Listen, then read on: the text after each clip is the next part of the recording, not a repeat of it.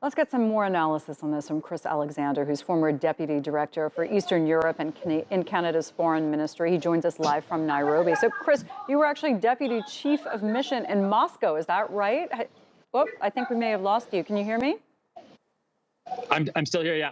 Okay. Yes, I was. Okay, we were just not seeing your picture at this point. Okay, yeah, tell us how much time you spent in Moscow. 6 years. First time when Yeltsin was president and Vladimir Putin was deputy mayor of St. Petersburg. I met him then. And then 3 years when he was starting out as president. Spent quite a bit of time with him.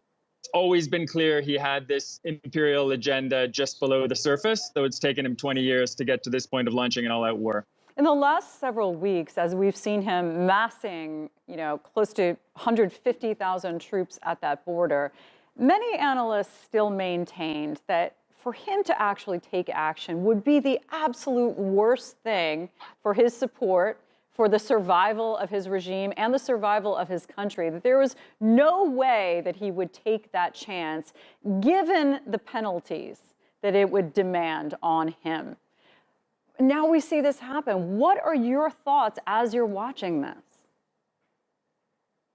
Well, I think that we tend to see him and mistakes in international relations are often made by seeing your counterpart, in this case, our adversary in a war of aggression, in terms that are familiar to you. We assume that his priorities are our priorities when, in fact, he doesn't really care about the economic fortunes of Russia or the Russian people. He doesn't really care about international isolation. He doesn't really care about diplomacy and international agreements.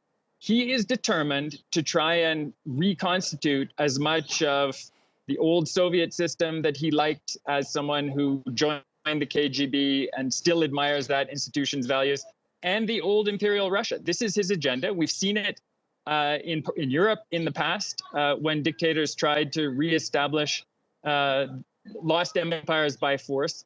Putin is repeating that script. And I think the way to understand him is to reread biographies of Stalin and Hitler, not to try and see him as a rational former member of the G8. Yeah, I mean, never has that become more starkly clear, of course, than now. We just saw your country, Canada, take some large actions against Russia because of this. You could say that NATO perhaps has never been more unified or focused on defense. I mean, that's really backfiring in a way on Putin. But as you said, he's not necessarily thinking along those terms. The big question remains of what will then change his course of action? Well, I think he is somewhat taken aback by the strength of our unity so far, the strength of the economic response. But the only way to stop him now is by enabling the military force, the military response that is needed to defeat the Russian army in the streets of Kiev and Kharkiv. This is siege warfare in the heart of Europe that's taking place. Ukrainians are fighting bravely, but they need more support from every NATO ally and from every other democracy, every other country that cares about the UN Charter. Putin needs to be stopped in Ukraine. This is our fight. This is our shared fight for our values, freedom, the rule of law, the inviolability of borders, sovereignty. All of that is at stake.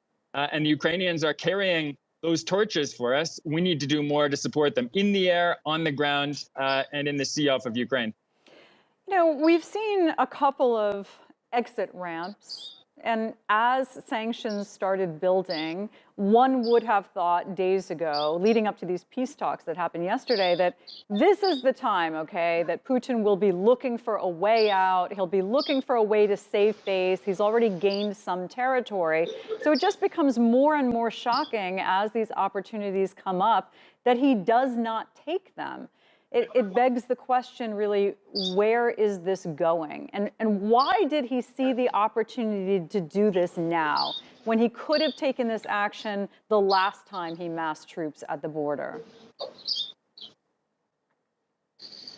Well, I think he's only gradually been emboldened to do this by our relatively weak response after his last limited invasion of Ukraine in 2014.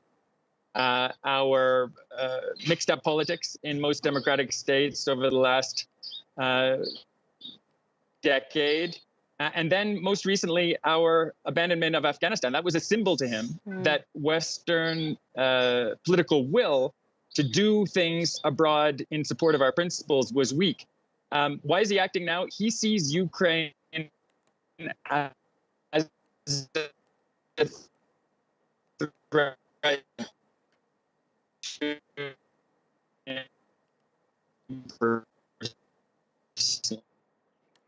Okay, Chris, I think we're losing your signal completely. I'm so glad it lasted as long as it did, though. Great to have you.